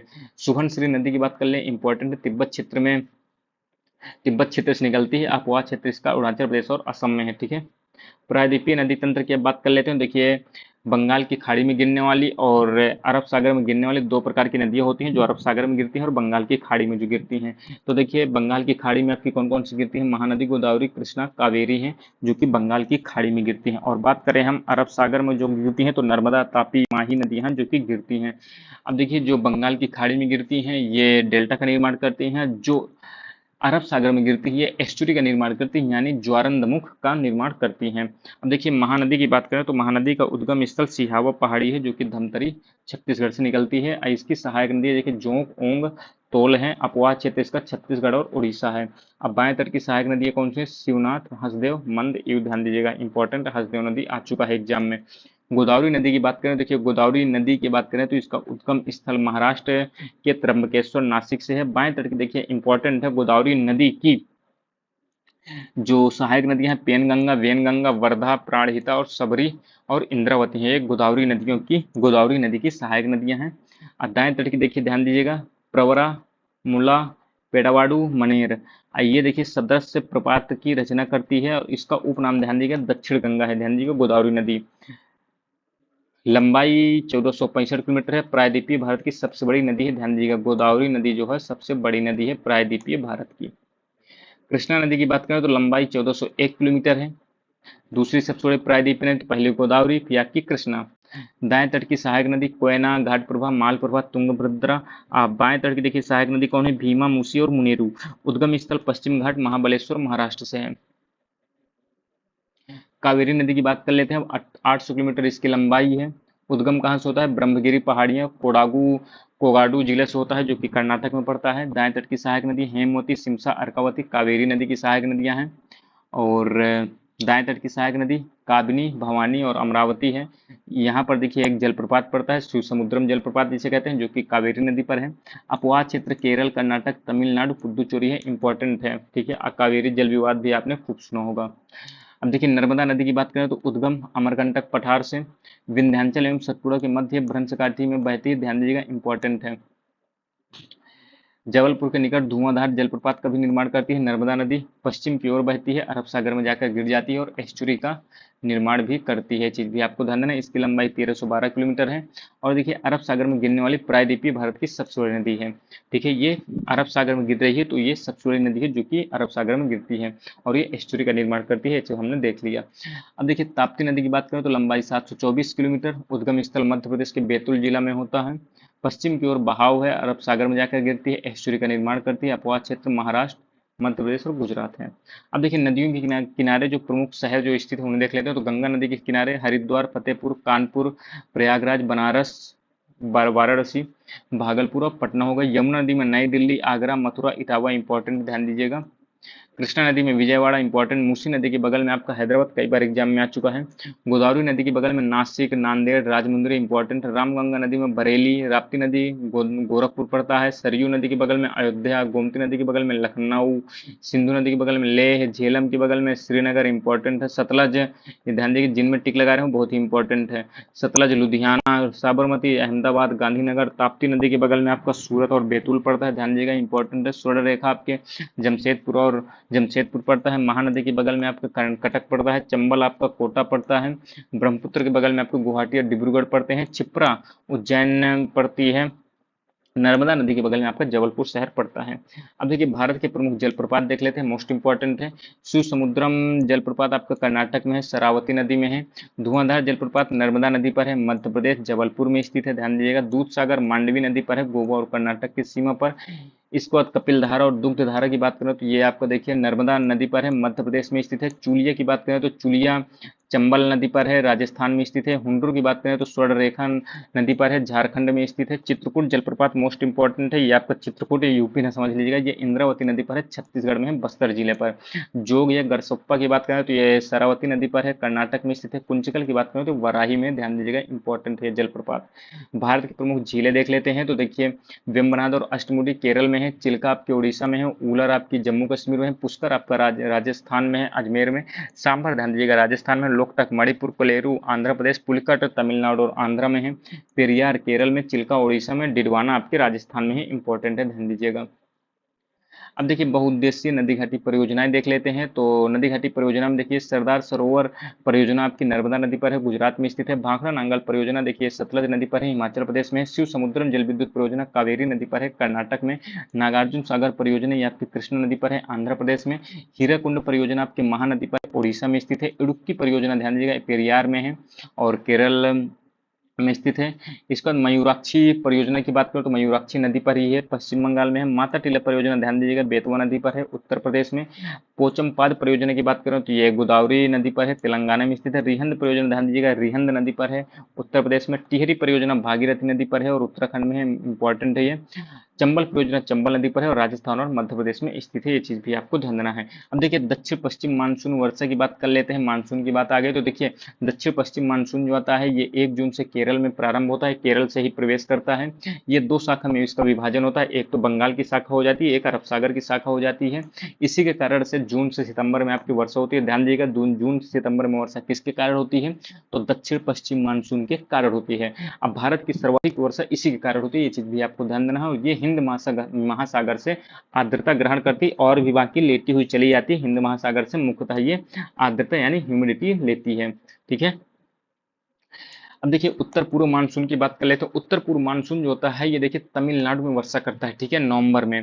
अब बंगाल की खाड़ी से जलवाष्प ग्रहण करता है, ये चीज भी आपको ध्यान देना है। इसी को हम लौटता हुआ मानसून भी कहते हैं, किसे, उत्तर पूर्व मानसून को। ये सामान्यतः ठंडी में वर्षा करता है, ध्यान दीजिएगा। आम्र वर्षा की बात करें देखिए ये आम पकाने में सहायक होती है, मानसून पूर्व वर्षा कहलाती है, कर्नाटक और केरल में सामान्यतः होती है ये।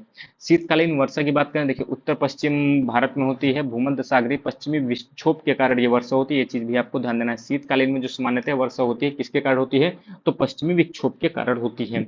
काल बैसाखी की बात करें देखिए बैसाख महीने में असम और पश्चिम बंगाल में चलने वाली वर्षा युक्त पवनों को हम काल बैसाखी कहते हैं।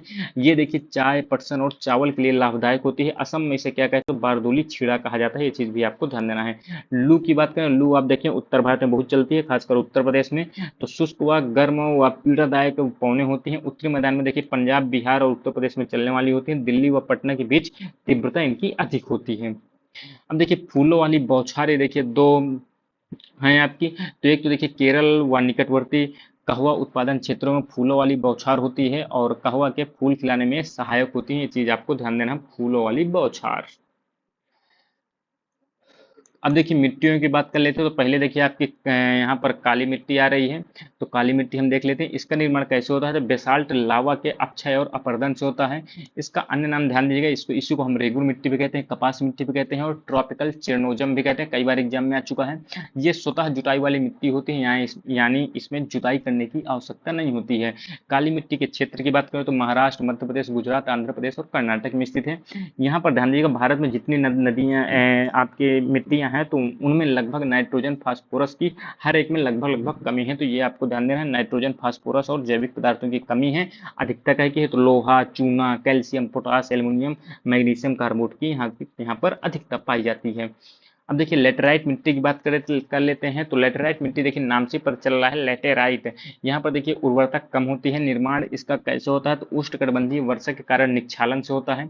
इसका क्षेत्र आपका कर्नाटक, केरल, तमिलनाडु, उड़ीसा, मध्य प्रदेश और असम में पाया जाता है। ये भी देख सकते हैं। नाइट्रोजन, फास्फेट, कैल्शियम और जैव पदार्थों की यहाँ पर कमी होती है और अधिकता कहीं की होती है तो लौह ऑक्साइड की अधिकता होती है। लेटेराइट मिट्टी में ध्यान दीजिएगा, लौह ऑक्साइड की अधिकता होती है और एल्युमिनियम ऑक्साइड की भी। जलोढ़ मृदा की बात करें तो भारत में सर्वाधिक यही पाई जाती है। तो देश के क्षेत्रफल में देख सकते हैं 40% क्षेत्रफल है। उत्तर मैदान और भारत की नदी घाटियों में यही पाई जाती है। देख सकते हैं फास्फोरस की इसमें कमी होती है, अधिकता पोटास की होती है। नदियों द्वारा लाए गए अवसाद से इसका निर्माण होता है। लाल और पीली मिट्टी की बात करें तो देखिए इसका क्षेत्र उड़ीसा, छत्तीसगढ़, गंगा मैदान के दक्षिण में। महीन कण वाली सामान्यतः यह उर्वर भूमि है। जलायुजित यहाँ यानी लाल, पहले लाल मिट्टी होती है, यहाँ पर जल जब मिल जाता है तो ये पीली हो जाती है मिट्टी, इसलिए इसे पीली मिट्टी भी कहते हैं।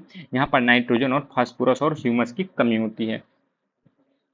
अब देखिए प्राकृतिक वनस्पति हम देख लेते हैं, मोस्ट इंपॉर्टेंट है ये, आपसे मिलान करने को कई बार क्वेश्चन पूछ लेता है तो ये आपको ध्यान देना है। इनके एक एक चीजें जो इनके विशेषता है इनको ध्यान देना है।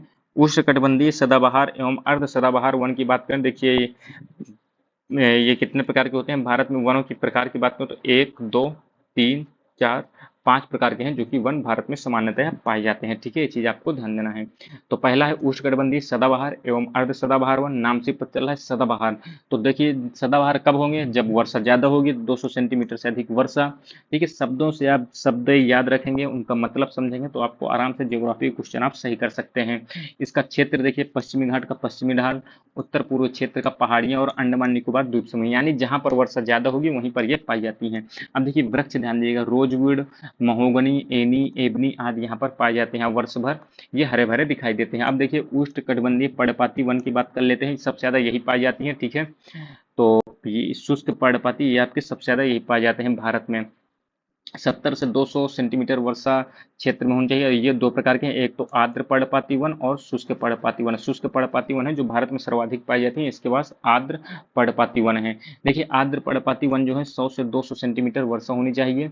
इनका क्षेत्र आप देख सकते हैं उत्तर पूर्वी राज्य, हिमालय के गिरपद, पश्चिमी घाट का पूर्वी ढाल और उड़ीसा। प्रमुख वृक्ष ध्यान दीजिएगा, सागवान, साल, शीशम, महुआ, आंवला, ये आर्द्र पर्णपाती में होती हैं। शुष्क पर्णपाती में आपको देखिए 70 से 100 सेंटीमीटर की वर्षा होनी चाहिए। अब प्रायद्वीपीय पठार का अधिक वर्षा क्षेत्र उत्तर प्रदेश, बिहार यहीं पर आता है। पाए जाने वाले वृक्ष कौन है, तेंदु, पलाश, बेर, खैर यहीं पर पाए जाते हैं। ये चीज आपको ध्यान देना है, ये शुष्क पर्णपाती वन में आती हैं। उष्णकटिबंधीय कांटेदार वन की बात करें तो 50 सेंटीमीटर से कम वर्षा क्षेत्र में है। और इनका क्षेत्र देखें तो दक्षिण पश्चिम पंजाब, हरियाणा, राजस्थान, गुजरात, मध्य प्रदेश, उत्तर प्रदेश। इसके अलावा बात करें तो यहाँ पर वृक्ष कौन कौन से पाए जाते हैं तो बबूल, खेर, खजूर, खैर, नीम, खेजड़ी, पलाश, ये सब पाए जाते हैं। इसको देखिए पर्वतीय वन की बात करें तो हिमालय पर्वत और दक्षिण भारत के पर्वतों पर ये पाए जाते हैं। ये देखिए यहाँ पर सोलास किसे कहते हैं तो नीलगिरी, अन्नमलाई और पलानी पहाड़ियों पर पाए जाने वाले को क्या कहते हैं तो सोलास कहते हैं, जो कि पर्वतीय वन का ही भाग है। ये चीज आपको ध्यान देना है। इसको देखिए वेलांचली व अनूप वन की बात करें तो यहाँ पर आप देखिए इसका विस्तार 6740 वर्ग किलोमीटर क्षेत्र पर है। आर्द्र भूमि क्षेत्र, डेल्टा क्षेत्र और समुद्र तटीय क्षेत्रों में ये पाए जाते हैं। अब देखिए भारत की प्रमुख जनजातियां देख लेते हैं। तो उत्तर प्रदेश में कौन कौन सी पाई जाती हैं, थारू, राजी, खरवार, बुक्सा, भूटिया। बिहार में आपकी असुर, बिरहोर, खरिया, कोरवा पाई जाती है, कोरवा ध्यान दीजिएगा। झारखंड में आपकी देखिए झारखंड में भी कोरवा पाई जाती है, तो झारखंड की भी ध्यान दीजिएगा। इसके अलावा देखिए बैगा ध्यान दीजिएगा, उराव ध्यान दीजिएगा। मध्य प्रदेश और छत्तीसगढ़ में कोरवा, सहरिया, बैगा, कमार, ये ध्यान दीजिएगा, जिनमें जिनमें टिक लगा हो ये जरूर ध्यान दीजिएगा। इसके बाद देखिए राजस्थान में मोस्ट इंपॉर्टेंट है मीणा, भील, सहरिया, गरसिया, मैं मंगनियार। उत्तराखंड में ध्यान दीजिएगा भूटिया, जौनसारी, बुक्सा, राजी, थारू पाई जाती है। तमिलनाडु में ध्यान दीजिएगा इरुलर, टोडा, कोटा। उड़ीसा में आपकी ध्यान दीजिएगा बोडो, खरिया ध्यान दीजिएगा, जुआंग भी ध्यान दीजिएगा। कर्नाटक में आपको देखिए कोरबा पाई जाती है, कोरागा पाई जाती है। गुजरात में आप छोड़ सकते हैं। पश्चिम बंगाल में देखिए आपको ध्यान देना टोटो, लोधा, बिरहोर। अंडमान निकोबार की सभी इंपॉर्टेंट है, सोमपेन, जारवा, सेंटेनली, ओंगे, ग्रेट अंडमानी। अब देखिए भारत की प्रमुख जनजातियां एवं निवास क्षेत्र की बात कर लेते हैं। तो देखिए भील में भील जनजाति जो है कहाँ कहाँ पाई जाती है, गुजरात, मध्य प्रदेश, छत्तीसगढ़, महाराष्ट्र और राजस्थान में पाई जाती है। गोंड जनजाति देखिए कहाँ कहाँ, तो उत्तर प्रदेश में पाई जाती है, मध्य प्रदेश में पाई जाती है, उड़ीसा, गुजरात, कर्नाटक, बिहार, पश्चिम बंगाल, लगभग लगभग हर जगह पाई जाती है। गद्दी आपकी हिमाचल प्रदेश, ध्यान दीजिएगा जो एक राज्य में, इन्हें जरूर याद कर लीजिएगा। कोरवा झारखंड और छत्तीसगढ़ में है, ठीक है, इन्हें ध्यान दीजिएगा। अब देखिए कृषि कुछ महत्वपूर्ण तथ्य देख लेते हैं। तो देखिए भारत का विभाजन किसने कितने जोन में है, अगर एग्रीकल्चर इकोलॉजिकल क्षेत्र की बात करें तो 20 कृषि पारिस्थितिकी क्षेत्रों में विभाजन है। मिश्रित खेती किसे कहते हैं, तो जिसमें कृषि और पशुपालन साथ में होता है तो उसे मिश्रित कृषि कहते हैं।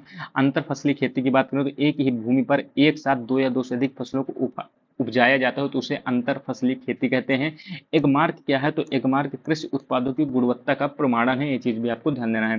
भारत में देखिए झूमिंग कृषि के क्षेत्रीय नाम ध्यान दीजिएगा। तो देखिए झूम कृषि कहाँ कहाँ कहते हैं, तो उत्तर पूर्व भारत में असम, मेघालय, मिजोरम और नागालैंड में कहा जाता है। पामलू ये कहाँ कहा जाता है, तो ध्यान दीजिएगा ये मणिपुर में कहा जाता है। और पामलू ध्यान दीजिएगा। दीपा कहाँ कहा जाता है, छत्तीसगढ़, अंडमान निकोबार में कहा जाता है। बेवर या दहिया मध्य प्रदेश में कहा जाता है। पोडू या पेंडा आंध्र प्रदेश में। पामडाबी या कुमान या बारीगा या उड़ीसा में कहा जाता है। कुमारी कहाँ कहा जाता है, तो पश्चिमी घाट में कहा जाता है। वालरे या वालतरे या दक्षिण पूर्वी राजस्थान में कहा जाता है। खिल हिमालयन क्षेत्र में। कुरुआ झारखंड में कहा जाता है।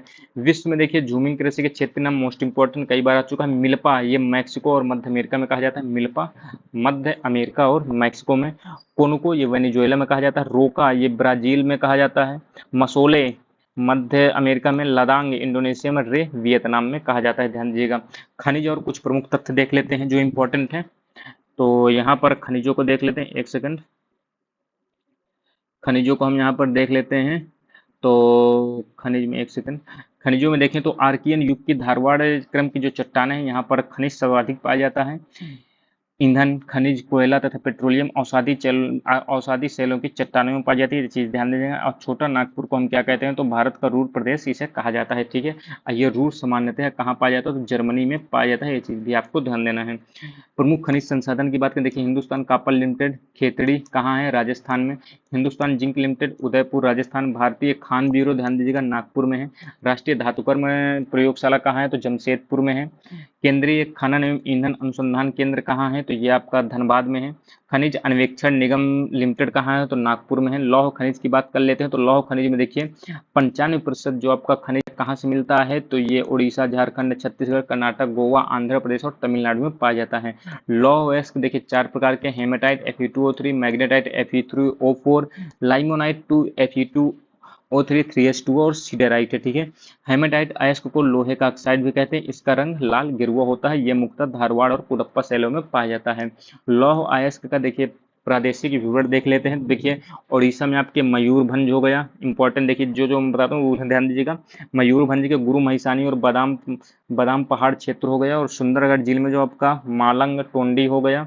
और केवझर किलो का किरुबरी हो गया। कर्नाटक में आपको ध्यान दीजिएगा बेल्लारी, चित्रदुर्ग, बाबू भूदान की पहाड़ियां और धारवाड़ क्षेत्र। छत्तीसगढ़ में ध्यान दीजिएगा बैलाडीला, दंते दंतेवाड़ा, राजनांदगांव, बस्तर, दुर्ग हो गया। झारखंड में ध्यान दीजिएगा नोवामुंडी, डाल्टनगंज, सिंहभूम में जिला हो गया। आंध्र प्रदेश में ध्यान दीजिएगा कृष्णा, कुर्नूल, नेल्लोर क्षेत्र हो गया। महाराष्ट्र में ध्यान दीजिएगा असोला, देवलगांव और सूरजगढ़। अब देखिए यहाँ पर मैग्नीज आपके कहाँ कहाँ से प्राप्त होता है, इंपॉर्टेंट है, ध्यान दीजिएगा। ये आपके मिलान करने में क्वेश्चन बनते हैं। तो उड़ीसा में मैग्नीज कहाँ कहाँ पाए जाते हैं, कालाहांडी, सुंदरगढ़, कोरापुट, केवंझर। इनके आप क्षेत्र भी याद रखिएगा क्योंकि क्षेत्र दीजिएगा और राज्य पूछ लेता है आपसे, ध्यान दीजिएगा।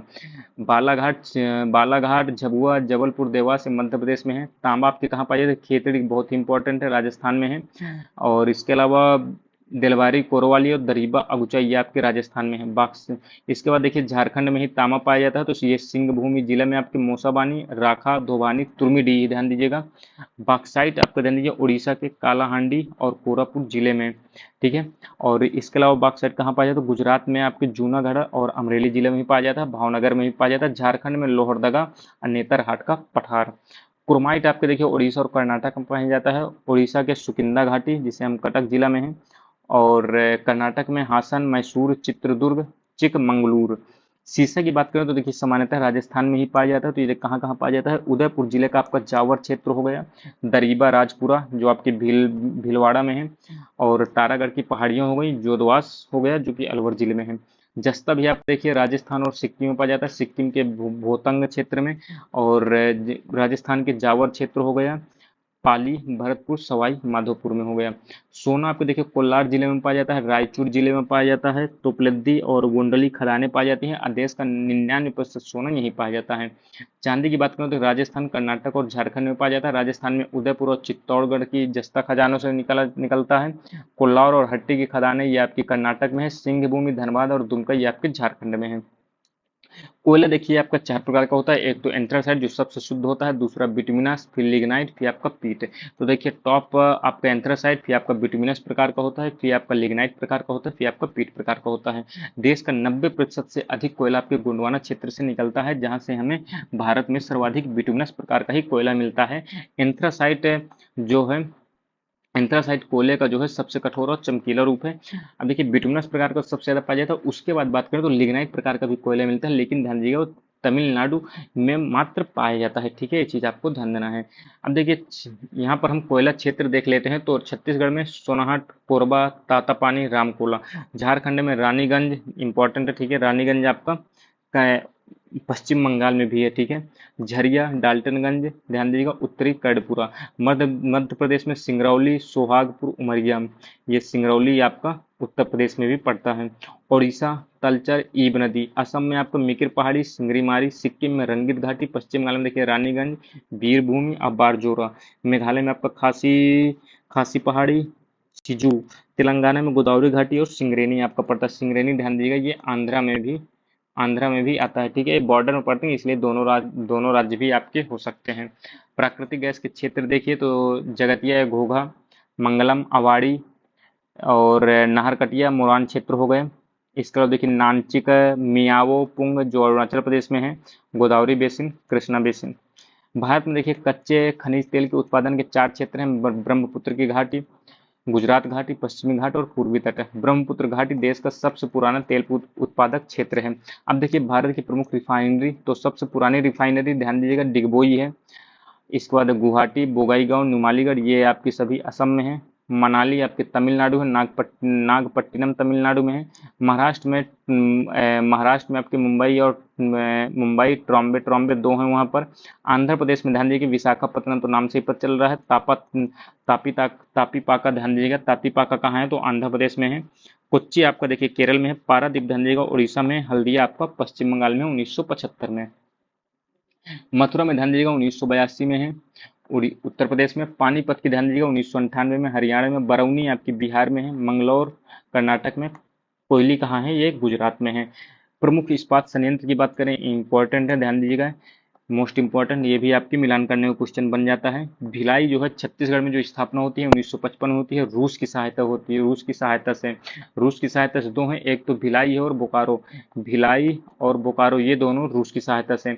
इसके अलावा राउरकेला जो उड़ीसा में है ये आपका देखिए जर्मनी की सहायता से। दुर्गापुर ये आपकी ब्रिटेन की सहायता से इसका निर्माण होता है। भारत में प्रमुख एल्युमिनियम कंपनियां देखिए इंडाल्को 1938 में कनाडा की सहायता से जेके नगर में है जो कि पश्चिम बंगाल में। इसके अलावा मुरी और अलवाई में है। हिंडाल्को की देखिए स्थापना कब होती है? 1958 में संयुक्त राज्य अमेरिका की सहायता से, रेडुकोट उत्तर प्रदेश में। इसके बाद देखिए बाल्को 1965 में सोवियत संघ यूएसएसआर की सहायता से। तो कोरबा और कोयना में है, ध्यान दीजिएगा, कोरबा छत्तीसगढ़ में है, कोयना आपके महाराष्ट्र में है। मालको की बात करें तो 1965 में स्थापना होती है इटली की सहायता से, चेन्नई मेट्रो सलेम में तमिलनाडु में है। वेदांता देखिए जर्मनी की सहायता से होती है, इसकी स्थापना झारसुगुड़ा में उड़ीसा में है। नालको देखिए फ्रांस की सहायता से कहाँ? दामनजोड़ी और अंगुल उड़ीसा में। अब राष्ट्रीय जलमार्ग देख लें तो भारत में कुल सड़क की लंबाई का लगभग कितना है, 2.1% है। ध्यान दीजिएगा, भारत में जितनी भी सड़कें हैं राष्ट्रीय राजमार्ग देख सकते हैं कितना कम है, मात्र 2.1% है। कुल सड़क यातायात का 40% वाहन यहीं रहता है। सबसे लंबा राष्ट्रीय राजमार्ग ध्यान दीजिएगा NH27 है, जो कि 4112 किलोमीटर है। भारत में कुल रेलवे जोन कितने हैं, तो 18 हैं। राष्ट्रीय जलमार्ग की बात करें तो कितने हैं, कुल राष्ट्रीय जलमार्ग 111 है। सबसे लंबा राष्ट्रीय जलमार्ग NW नेशनल वाटरवेज 4 है, 2890 किलोमीटर। और NW1 कौन सा है, तो ये आपका है इलाहाबाद से इलाहाबाद टू हल्दिया तक है। ये चीज़ भी आपको ध्यान देना है, ठीक है, गंगा नदी पर। तो ये इंपॉर्टेंट चीज़ें थी, ये हमने देख ली। अब देखिए विश्व का भूगोल हम अगली वीडियो में कवर करेंगे। बाकी आपको कोई भी कंफ्यूजन या फीडबैक हो तो आप कमेंट बॉक्स में दीजिएगा। वीडियो कैसी लगी है जरूर बताइएगा, और चैनल को भी सब्सक्राइब कर लीजिएगा। आगे भी आपको ऐसे रिवीजन क्लास मिलने वाली है जो आपके एग्जाम के लिए बहुत ज़्यादा महत्वपूर्ण होने वाली है, ध्यान दीजिएगा। मिलते हैं अगली वीडियो में, तब तक के लिए दोस्तों धन्यवाद, जय हिंद।